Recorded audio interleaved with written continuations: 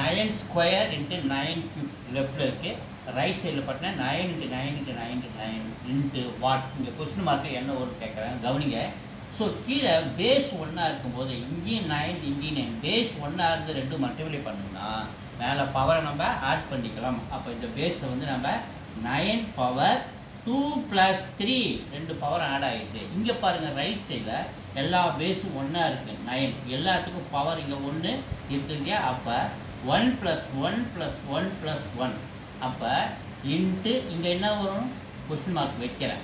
9 power add பண்ணால் 2 + 3 5 = 9. இந்த 4 1 add பண்ணால் 4 இன்ட்டு இங்கே 9 பவர் 5 இருக்குது, இங்கே 9 பவர் 4 இருக்குது. அப்போ நமக்கு என்ன 1 குறையுது இல்லையா. அப்போ 9 பவர் 1 குறையுது. அப்போ அந்த கொஸ்டின் மார்க்கில் என்ன வரணும் 9 பவர் 1. அப்போ 9 பவர் 5 லெஃப்ட்லையும். ஸோ இதை ஆட் பண்ணும்போது 9 பவர் 4 + 1. ஸோ 9 பவர் 5 ரைட் சைட்லேயே 9 பவர் 5 நமக்கு ரெண்டு பக்கமும் ஈக்குவல் கிடச்சி போச்சு. அப்போ நமக்கு என்ன தேவைங்க 9 பவர் 1 மீன்ஸ் 9 2 இருக்குது.